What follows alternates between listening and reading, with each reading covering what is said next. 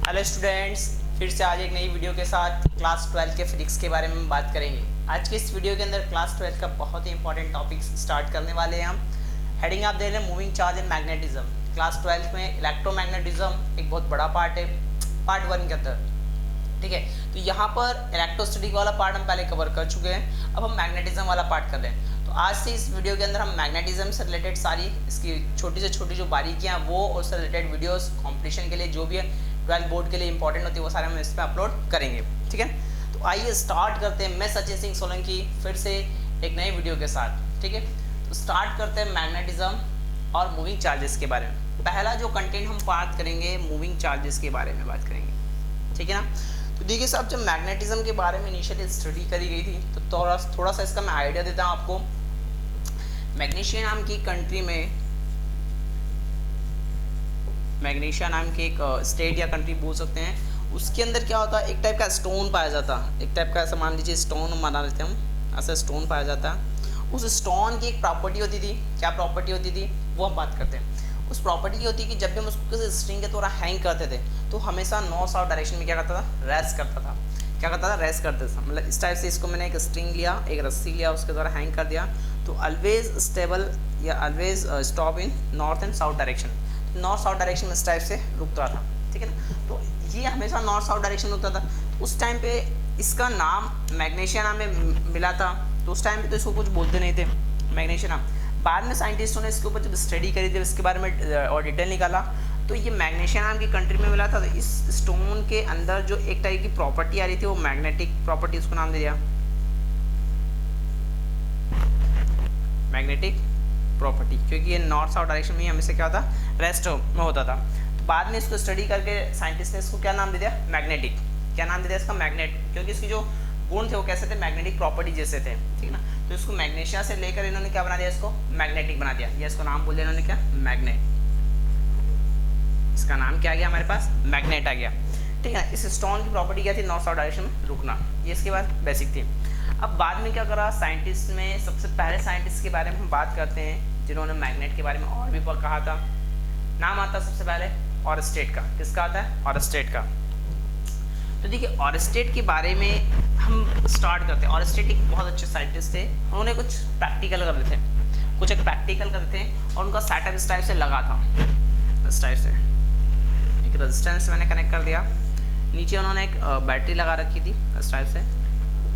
Setup था उनका इस टाइप से। और उसके ऑरस्टेट जब एक्सपेरिमेंट करते उसके पहले कंपाक्स नीडल के बारे में जानकारी मिल चुकी थी। कंपाक्स नीडल बन चुका था। ठीक है, कि कंपाक्स नीडल मैग्नेट का बना हुआ था। इसके अंदर एक ऐसी नीडल थी। ठीक है, इन्होंने क्या करा, यहाँ बैटरी करी और इन्होंने स्विच ऑन करा। जब स्विच ऑन करा तो इससे करंट ऐसा आई फ्लो होने लगा। ठीक है ना, ऐसा सेटअप लगा था और कुछ इस पर मेजर कर रहे थे। उन्हें भी नहीं पता था कि क्या मेजर, इसमें से कोई प्रॉपर्टी मिल जाएगी, तो ऐसा कुछ मेजर कर रहे थे। अब मेजर करते करते उन्होंने क्या किया कि भाई नीचे उनके पास एक रखा था कंपास। क्या रखा था, कंपास। नीचे क्या रखा था, मैग्नेटिक कंपास बोलते हैं इसको, कंपास रखा था। अब उन्होंने क्या करा कि जब करंट के अंदर बेटा सॉरी इस सर्किट के अंदर जब करंट फ्लो होने लगा, सर्किट के अंदर जब करंट फ्लो होने लगा तो इस कंपास के अंदर हल्का सा डिफ्लेक्शन आने लगा ऐसा। ठीक है, उन्होंने क्या करा, देखा, इसको ऑब्जर्व किया, फिर उन्होंने करंट की वैल्यू को कम ज़्यादा किया। करंट को कभी कम किया तो ऑब्जर्वेशन डिफ्लेक्शन कम आने लगा। करंट की वैल्यू को बढ़ाया, मतलब वोल्टेज बढ़ाया तो करंट बढ़ा, तो उस कंडीशन से डिफ्लेक्शन ज़्यादा आने लगा। तो उन्होंने एक चीज़ एनालिसिस करी कि यार यहाँ पर करंट को जब मैं फ्लो करता हूँ, पहले उन्होंने स्विच ऑफ करा, स्विच ऑफ करा तो डिफ्लेक्शन बिल्कुल स्टॉप हो गया। स्विच ऑन करा, बिल्कुल डिफ्लेक्शन आने लग गया। फिर स्विच ऑफ करा, बंद हो गया। स्विच ऑन करा, ये डिफ्लेक्शन आने लग गया। इस टाइप से डिफ्लेक्ट करने लगी, है ना, इस टाइप से डिफ्लेक्ट करने लगे ऐसे। तो इन्होंने फिर करंट की वैल्यू को वेरी करा, कम करा, ज़्यादा करा तो डिफ्लेक्शन कम ज़्यादा होने लगा। उन्होंने इस बात से एक एनालिसिस लगाया कि यार इस कंपास के अंदर मैग्नेटिक प्रॉपर्टी, दूसरा ये जो करंट है ये कुछ ना कुछ अमाउंट ऑफ फोर्स क्रिएट कर रहा है या कोई भी एक ऐसी प्रॉपर्टी क्रिएट कर रहा है जिसकी वजह से इसमें क्या आ रहा है, डिफ्लेक्शन आ रहा है। जब मैं स्विच को ऑन करता हूँ, और सर्किट के अंदर करंट का फ्लो होता है तो उस कंडीशन में इसमें डिफ्लेक्शन आना शो हो जाता है। और जब ऑफ करता हूँ तो क्या हो जाता है, डिफ्लेक्शन क्या हो जाता है, बंद हो जाता है। मतलब रिलेटिव में करंट किसकी वजह से आ रहा है, फ्लो ऑफ चार्ज की वजह से। मतलब अगर चार्ज को मैं फ्लो करूँगा तो कुछ अमाउंट ऑफ यहाँ पर प्रॉपर्टीज ऐसी क्रिएट हो रही है या इनके बीच में, इसके और इसके बीच में कुछ ऐसा फोर्स लग रहा है या एक टाइप की फील्ड क्रिएट हो रही है जो इसमें डिफ्लेक्शन ला रही है। अब उसके पहले दो टाइप की फील्ड के बारे में बात हो चुकी थी। एक आ गई थी इलेक्ट्रिक फील्ड, जिसमें चार्ज कैसा रहता था, रेस्ट में रहता था। चार्ज अगर रेस्ट में मतलब इसकी स्पीड कितनी है, 0 है, नॉन एक्सेलरेटेड चार्ज है ये, तो उस कंडीशन में इलेक्ट्रिक फील्ड अगर है ये एक्सेलरेशन का 0 है तो ये बनाता था कैसा, इलेक्ट्रिक फील्ड, चार्ज अगर रेस्ट में रखा है तो। दूसरी फील्ड के बारे में बात कर चुके थे, मास, अगर मास होता तो कैसी फील्ड बनाता है, ग्रेविटेशनल फील्ड, ग्रेविटेशनल। तो स्टूडेंट्स यहाँ पर ये दो फील्ड के बारे में पहले हम स्टडी कर सकते हैं, न्यूटन बाबा इसके बारे में बता चुके थे, और इलेक्ट्रिक फील्ड के बारे में माइकल फैराडे बता चुके थे, ठीक है। तो यार यहाँ पर कुछ एक नई टाइप की फील्ड हो रही थी, जो क्या कर रही थी, चार्ज के फ्लो की वजह से स्टार्ट हो रही थी, चार्ज के फ्लो की वजह से। मैं इसका एक और सेटअप बताता हूँ। जैसे मान लीजिए आपने कोई एक वायर लिया, इस तरह से एक वायर लिया, इस वायर में करंट आप आई फ्लो करवा रहे हैं, और यहाँ पर आपने क्या करा, चार्ज रख दिया, क्यू चार्ज रख दिया, ठीक है। ये कैसा है इनिशियली में, रेस्ट में, कैसा है स्टूडेंट्स, रेस्ट में। अगर ये रेस्ट में और इसमें करंट फ्लो रहा तो यहाँ पर कोई फोर्स लग रहा है, ये ऐसा कैसा ही है इनिशियली में। लेकिन क्या करा आपने इसको कुछ रफ्तार दे दी, इसे v स्पीड से रफ्तार दे दी, इधर भी करंट फ्लो रहा, तो ये जो भाई साहब है कुछ ऐसे जाके ऐसा मोशन कर जाएंगे, ठीक है ना। वो डिपेंड करेगा उसके डायरेक्शन पे, कौन सा उसका मैग्नेट है कौन सा नहीं है, या फिर ये ऐसे चले जाएंगे, ठीक है ना। बात करूँ तो इलेक्ट्रॉन का जो फ्लो होता है, इसमें बेसिकली इलेक्ट्रॉन्स फ्लो होते हैं, तो इलेक्ट्रॉन की डायरेक्शन किधर आएगी, इधर, चार्ज आपका इससे जा रहा है स्पीड से, तो इन दोनों में क्या हो जाएगा, आपस में अट्रैक्शन आ जाएगा। तो रियलिटी में क्या होता है कि अगर हम चार्ज को फ्लो करवाते हैं तो अपने सराउंडेड एक टाइप की फील्ड बनाता है। अब इन दो फील्ड के अलावा यहाँ पर इस कंपास के अंदर जो प्रॉपर्टीज होती है, जो इसका कैरेक्टरिस्टिक होता है वो मैग्नेटिक होता है। तो उन्होंने क्या कहा कि यार ये कंपास जो बना वो मैग्नेट का बना हुआ है, इसकी जो निडल बनी हुई किसकी बनी, मैग्नेट की, और जरूर यहाँ पर भी कोई ना कोई मैग्नेटिक नाम की कोई चीज़ क्रिएट हो रही है, क्या हो रही है, मैग्नेटिक नाम की कोई चीज़ क्रिएट हो रही है, जिसकी वजह से इसमें क्या हो रहा है, डिफ्लेक्शन आ रहा है। तो उन्होंने यहाँ पर एक नाम दिया मैग्नेटिक फील्ड। तो भैया तीसरे टाइप की फील्ड का यहाँ पर जन्म हुआ है, कौन सी, मैग्नेटिक फील्ड, और वो किसकी वजह से, इस मूविंग चार्ज की वजह से। तो ये अपने सराउंडेड इस टाइप से एक टाइप की फील्ड बनाता है, ऐसे मैं बोल सकता हूँ ऐसे। और अगर इस फील्ड के अंदर ये कंपास आया तो ये कुछ ना कुछ फोर्स लगा रहा होगा, मे बी वो अट्रैक्शन का हो सकता है, मे बी वो रिपल्शन का हो सकता है, ठीक है। तो यहाँ पर कुछ अमाउंट ऑफ फील्ड क्रिएट हो रही है, जिसकी वजह से इस कंपास नल के अंदर क्या आ रहा है, डिफ्लेक्शन आ रहा है। ये चीज़ उन्होंने ऑब्जर्व करी, और उन्होंने कॉन्सेप्ट दिया है कि अगर कोई करंट कैरिंग वायर है या किसी वायर में हम करंट का फ्लो करवाते हैं और उसके सराउंडेड अगर कोई मैग्नेटिक सब्सटेंस है तो उसके अंदर डिफ्लेक्शन आएगा। तो हमारा जो टॉपिक है मूविंग चार्ज, मतलब यहाँ पर मूविंग चार्ज का मतलब क्या होगा, चार्ज को जब मूव करवाएंगे तो करंट पैदा होगा, और करंट के कारण क्या क्रिएट होगी, मैग्नेटिक फील्ड, ठीक है। तो ये सारी बातें अपने को करना है।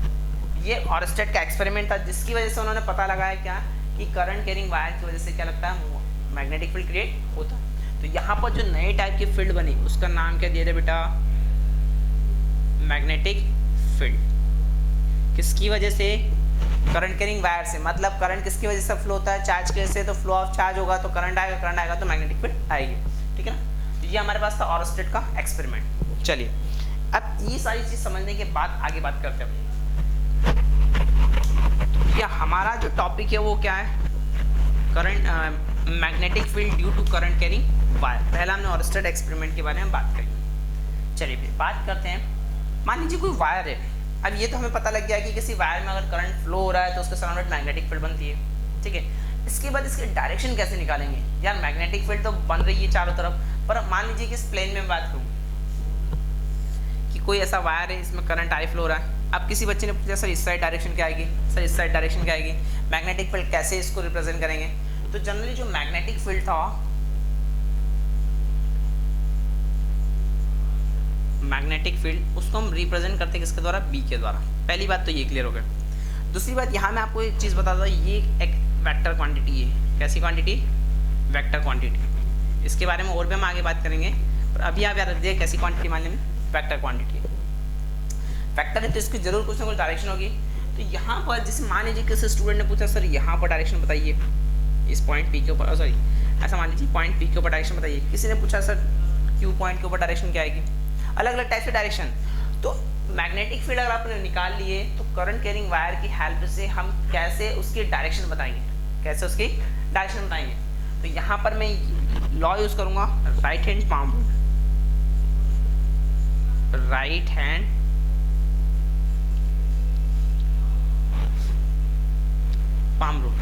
राइट हैंड पाम रूल की हेल्प से मैं किसी भी मैग्नेटिक किसी भी करंट कैरिंग वायर में अगर करंट फ्लो हो रहा है तो उसके सराउंडेड मैग्नेटिक फील्ड की डायरेक्शन बता सकता हूँ। जैसे suppose right hand palm rule क्या कहता है उसके बारे में बताता हूँ। ये मेरा राइट हैंड है, ये जो थंब है, थंब और फिंगर्स के बीच में बात होगी, तो जो थंब होगा ये इंडिकेट करेगा डायरेक्शन ऑफ करंट को। फिंगर्स इनको मैं उस साइड स्ट्रेच करूँगा इन फिंगर्स को जहाँ पर जिस पॉइंट के ऊपर मुझे मैग्नेटिक कैलकुलेट करना है। जैसे मान लीजिए करंट कैसे आ रहा ऊपर, मुझे इस पॉइंट पी पे निकालना, ये स्ट्रेच करा इधर फिंगर्स को। अब ये फिंगर्स मैंने किस तरफ रोटेट होंगे, अंदर की तरफ, ये ऐसे रोटेट हो जाएंगे ना, ऐसे रोटेट आएंगे।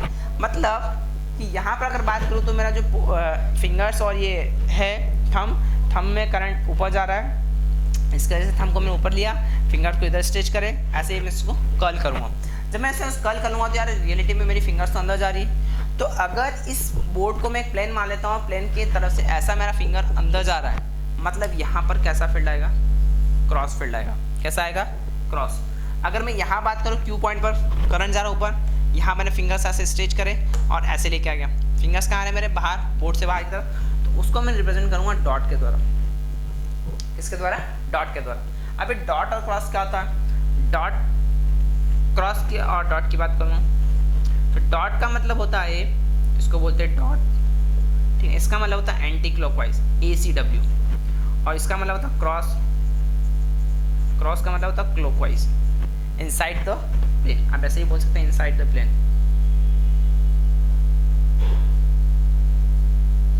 और इसको मैं क्या लिख सकता हूँ, आउटसाइड द प्लेन, आउटवर्ड लिख लीजिए, आउटवर्ड टू प्लेन, मतलब प्लेन के बाहर। और अच्छे से याद रखने के लिए, डॉट है मतलब एंटी क्लॉकवाइज, क्रॉस है मतलब क्लॉकवाइज, ठीक है। ये दोनों चीज़ याद रखना। कौन सा वाला लगाएंगे, राइट हैंड पाम रूल। इसको जनरली कंपटीशन में नॉक रूल भी बोलते हैं। कौन सा, नॉक रूल।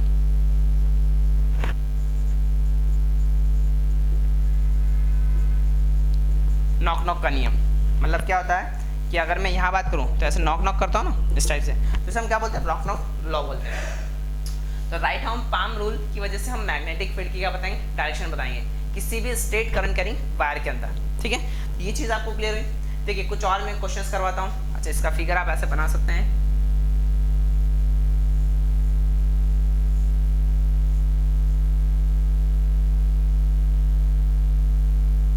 कुछ इस टाइप से फिगर हो जाएगा। ये जो इंडिकेट है राइट हैंड है मेरा, ठीक है, ये आई को इंडिकेट करेगा, किधर, आई को। और जो फिगर्स है ये किसमें, इधर स्ट्रेच करूँगा, और ये जो फिगर जिस साइड कर्ल होंगे, ठीक है, उसको इंडिकेट करेंगे बी को। जिस साइड वो कर्ल होंगे वो डायरेक्शन क्या हो जाएगी, बी की हो जाएगी, ठीक है। तो इस टाइप से ये हमें थंब रखना है किसमें, करंट की डायरेक्शन में, ठीक है। ये आ गया हमारे पास राइट हैंड पाम रूल, जिसे हम क्या बोलेंगे, नॉक रूल भी बोलेंगे। चलो भाई, राइट हैंड पाम रूल भी हो गया। अब इसकी बात करते हैं राइट। इसमें और भी बहुत सारे साइंटिस्ट ने डायरेक्शन निकालने के लिए दिया है, रोल आया है साइंटिस्ट का। इससे एक आया था मैक्सवेल स्क्रू रूल।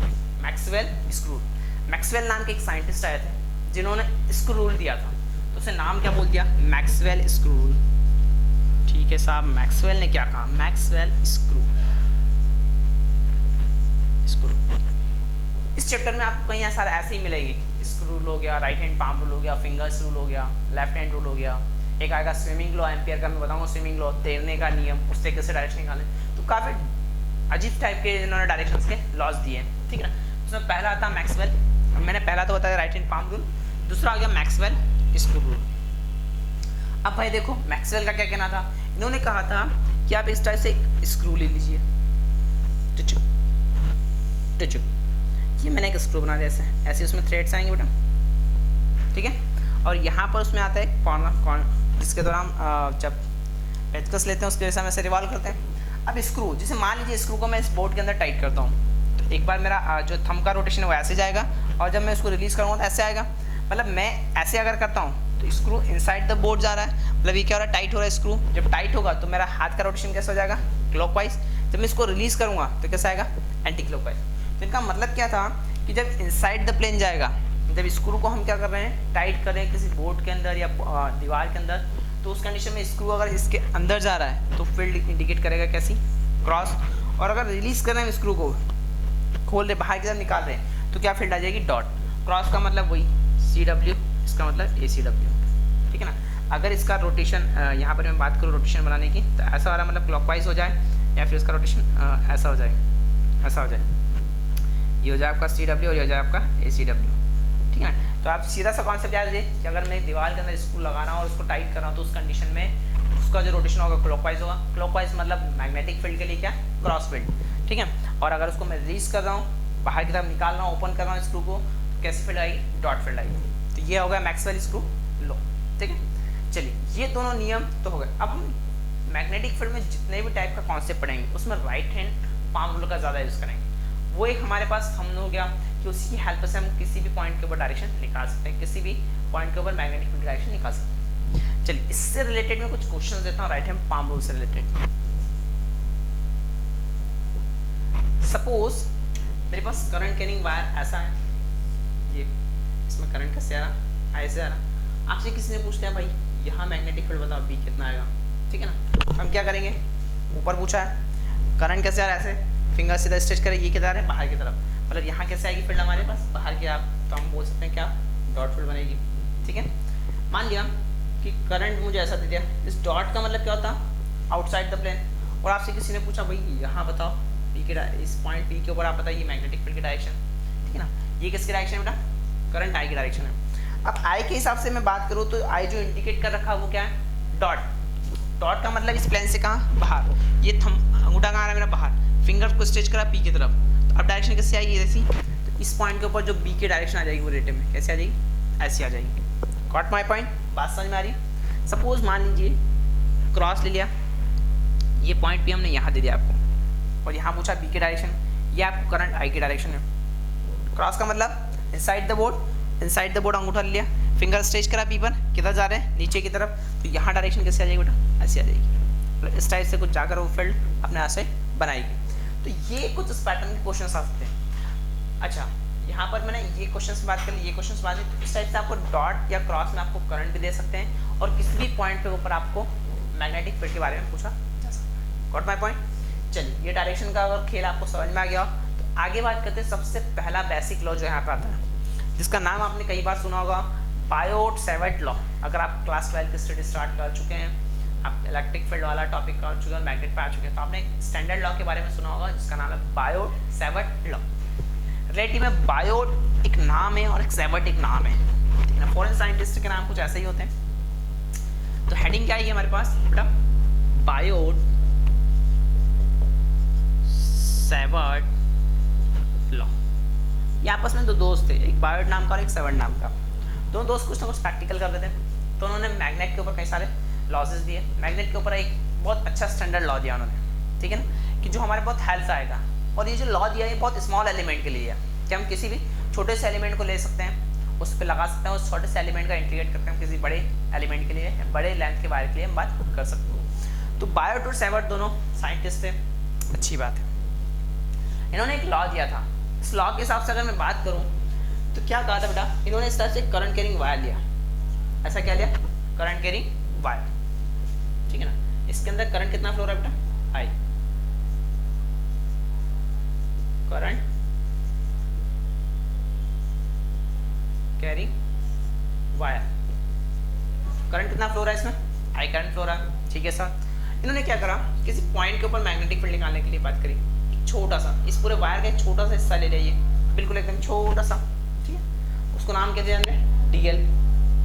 एक छोटा सा स्मॉल एलिमेंट ले लिया, तो यहाँ पर स्मॉल एलिमेंट क्या ले लिया मैं, DL। उस स्मॉल एलिमेंट में इसके साथ एंगल बनाया कितना, थीटा। इस पॉइंट P के ऊपर हमें मैग्नेटिक फील्ड बताना है कि क्या उस मैग्नेटिक फील्ड का वैल्यू आएगा, क्या उसका मैग्नीट्यूड आएगा, और क्या उसकी डायरेक्शन आएगी। पहली चीज डायरेक्शन के लिए तो हम बात कर सकते हैं राइट हैंड पाम रूल। ऐसा करा, यहाँ किधर जा रहे हैं फिंगर्स, अंदर की तरफ। तो यहाँ पर फील्ड तो कैसी बनेगी बेटा, क्रॉस फील्ड बनेगी। पूरे इस वाले फेस पर कैसी फील्ड बनेगी, क्रॉस फील्ड बनेगी, ठीक है भाई, ये क्लियर हो गया। अब इस छोटे से पार्ट के ऊपर अगर लेंथ इसकी DL है, तो यहाँ पर मैग्नेटिक फील्ड इसका क्रिएट होगा DB। तो इनका कहने का मतलब क्या था कि इस DB की जो वैल्यू है, पहली बात ये जो DB है is directly proportional to the flow of current. Small element DL के ऊपर जो मैग्नेटिक फील्ड आया वो कितना आया, DB। और ये जो DB होता है ये डायरेक्टली प्रोपोर्शनल होता है किसके, फ्लो ऑफ करंट के। ये क्या हो गया हमारे पास, फ्लो ऑफ करंट। ये एक स्टेटमेंट इन्होंने कहा। किसी भी करंट कैरिंग वायर के अंदर अगर आई करंट फ्लो हो रहा है तो उसका मैग्नेटिक फील्ड जो आएगा बी, छोटे से एलिमेंट की बात कर रहा हूँ, बी आएगा, वो उसमें फ्लो होने का करंट के क्या होगा, प्रोपोर्शनल हो जाएगा। ठीक है भाई, समझ में आ गई। ये डीएल और ए रेडियस में कितनी मान लिया आर, यहाँ पॉइंट इसे ए नाम दे दीजिए, ए से बी तक मैंने डायरेक्शन क्या रेडियस क्या मान ली आर। दूसरा पॉइंट उन्होंने लिखा, ये तो फर्स्ट हो गया। सेकंड पॉइंट उन्होंने बताया बेटा कि ये जो डीबी होता है, ये जो छोटे से पार्ट आप ले रहे हो स्मॉल एलिमेंट, उसके लेंथ के भी प्रोपोर्शनल होता है। अरे भाई ठीक है, तो DB is proportional to DL, ठीक है ना। क्या हो जाए, स्मॉल एलिमेंट हमने क्या लिया था, डीएल वाला, तो इसके भी क्या होता है, ये प्रोपोर्शनल होता है। But my point. चलिए तीसरा पॉइंट उन्होंने क्या कहा कि यार डीएल के बीच में और आर के बीच में कुछ एंगल बन रहा है थीटा, तो ये जो डीबी होता है इन दोनों के बीच में बनने वाला जो एंगल होता है उसका साइन कंपोनेंट के प्रोपोर्शनल होता है। किसके, साइन कंपोनेंट। तो थर्ड पॉइंट इसने लिखा क्या कि DB is proportional to, sorry, DB proportional to sine theta, ठीक है। और फोर्थ पॉइंट लिखा कि इन दोनों के बीच की जो डिस्टेंस है, जिसे हम नॉर्मली बोलते हैं इनवर्स स्क्वायर लॉ, क्या बोलते हैं, इनवर्स स्क्वायर लॉ, तो इनके बीच की जो डिस्टेंस है उस डिस्टेंस के स्क्वायर के इनवर्सली प्रोपोर्शनल होता है मैग्नेटिक फील्ड। मतलब क्या कि डीबी इज प्रोपोर्शनल टू 1 में आर स्क्वायर, ठीक है ना। क्या हो जाएगा, इनवर्सली प्रोपोर्शनल, ठीक है ना। तो इस तरह आप ऐसे लिख सकते हैं, inversely proportional to the square of distance between O to A to B. तो ये चार स्टेटमेंट इन्होंने कहा, किसके लिए, करंट कैरिंग वायर के लिए। अब इन चारों पॉइंट्स को अगर मैं मिला देता हूँ, क्या करता हूँ, चारों पॉइंट्स को कंबाइन कर देता हूँ, तो हमारे पास एक फाइनल रिजल्ट आता है। कंबाइन 1 2 3 एंड 4, तो कितना हो जाएगा, DB proportional to I D L sine theta upon में आर का स्क्वायर। प्रोपोर्शनलिटी हटाओ, एक कांस्टेंट लगाओ, प्रोपोर्शनलिटी का साइन हटेगा क्या लगेगा, कांस्टेंट, ठीक है भाई। तो प्रोपोर्शनलिटी का साइन हटाते हैं अपन, तो एक क्या लगेगा अपने पास, कांस्टेंट। तो ये हो जाएगा डीबी बराबर कांस्टेंट लगाया के I D L sine theta upon में आर का स्क्वायर। ये हमारे पास क्या आ गया, एक फाइनल फॉर्मूला आ गया कि किसी भी स्मॉल एलिमेंट के ऊपर जो मैग्नेटिक फील्ड आएगा वो कितना आएगा, डीबी इक्वल टू के I D L sine theta upon में आर का स्क्वायर। के बारे में बात करते हैं, देखो भाई के यहाँ पर क्या है, कांस्टेंट है, प्रोपोर्शनली कांस्टेंट, क्या है, कांस्टेंट है। हाँ भाई, अगर प्रोपोर्शनली कांस्टेंट है तो उसकी कुछ वैल्यू होगी, ठीक है सर। के का वैल्यू कितना था यहाँ पर होता है म्यू नॉट अपॉन 4 पाई, ठीक है ना। और एक इसका न्यूमेरिकल वैल्यू होता है, उसको हम लिखते हैं क्या, इसको लिख लिए के का वैल्यू कैसे लिख सकते हैं आप, 10⁻⁷। अभी यूनिट की बात नहीं करी, यूनिट में आपको बताऊंगा क्या होता है। के का जो वैल्यू होता है वो क्या, म्यू नॉट अपॉन 4 पाई लिख सकते हैं, और एक लिखते हैं 10⁻⁷, ठीक है ना। तो जनरली यहाँ अगर मैं बात करूँ तो देखिए ये वैल्यू कहाँ पुट कर दीजिए, तो डीवी कितना आ जाएगा बेटा, डीवी आ जाएगा आपके पास mu naught upon 4 pi I D L sine theta upon में आर का स्क्वायर। ये हमारे पास आ गया फाइनल फार्मूला मैग्नेटिक फील्ड का। मैग्नेटिक फील्ड की जो यूनिट होती है वो होती है टेस्ला, क्या होती है, टेस्ला, ठीक है। मैग्नेटिक फील्ड की यूनिट क्या होगी, टेस्ला। एक और यूनिट होती है वेबर पर मीटर स्क्वायर, वो इलेक्ट्रिक फ्लक्स आती है, तो वो भी मैं आपको लिखवा दूंगा। एक आती है आपके पास क्या, वेबर पर मीटर स्क्वायर, ये भी इसकी यूनिट होती है, ठीक है ना। तो ये मैग्नेटिक फील्ड में फर्स्ट लॉ हमने देखा बायो-सैवर्ट लॉ, जिसमें मैंने बात करी DV equal to mu naught upon 4 pi I D L sine theta upon R square. लिखिए इसको जरा, इसकी यूनिट भी लिख लीजिए। देखो भाई अब हम इस डीबी के थोड़ा सा आगे चलते हैं। मैंने आपको पहले ही बताया था कि ये जो मैग्नेटिक फील्ड होती है कैसी क्वांटिटी होती है, वेक्टर क्वांटिटी होती है। कैसी होती है, वेक्टर क्वांटिटी। तो सर आपने अगर ऐसा लिखा तो क्या इसका वेक्टर फॉर्म आ सकता है, हाँ भाई बिल्कुल आ सकता है इसका वेक्टर फॉर्म। और मैंने आपको डायरेक्शंस के बारे में भी आइडिया दे दिया कैसे डायरेक्शन निकालेंगे। तो vector form of magnetic field, vector form of dB, तो डीबी का वेक्टर फॉर्म लिखेंगे तो भैया पहले से अब पुराने वीडियो में बोलते हैं साइन हटाओ क्रॉस लगाओ। साइन जहां पर आता है मतलब साइन थीटा अगर आप रिमूव करोगे तो कैसा आएगा, उसमें क्रॉस आएगा और वेक्टरली आप उसको लिख सकते हैं। और अगर क्रॉस हटाओगे तो क्या लगाओगे, डॉट लगाओ। तो यहाँ पर क्या, साइन हटाओ क्रॉस लगाओ, साइन हटाओ क्रॉस लगाओ, ठीक है भाई। तो उसका वेक्टर फॉर्म क्या आ जाएगा बेटा, d B vector equal to mu naught I common आ जाएगा, ये हो जाएगा 4 पाई, यहाँ पर होता है D L cross R, D L cross R cap लगा सकते हैं आर के ऊपर ऐसा, फिर हो जाएगा आर का स्क्वायर, ये इसका एक वेक्टर फॉर्म होता है, ठीक है ना। यहाँ पे R cap is a unit vector, R cap क्या इंडिकेट करता है, यूनिट वेक्टर, यूनिट वेक्टर, इसका वैल्यू कितना होता है बेटा आर कैप का, this is R vector upon mod of R, ये वैल्यू भी यहाँ रख सकता हूँ, उसका एक और वेक्टर फॉर्म बन जाएगा d B vector equal to mu naught I, यहाँ पर आ जाएगा डी एल क्रॉस आर, नीचे मॉड आएगा तो ये कितना आ जाएगा आर की पावर, ये हो जाएगा 4 पाई आर की पावर 3 आ जाएगा, ठीक है। ये इसके हो गए क्या, दोनों वेक्टर फॉर्म आ गए, ठीक है।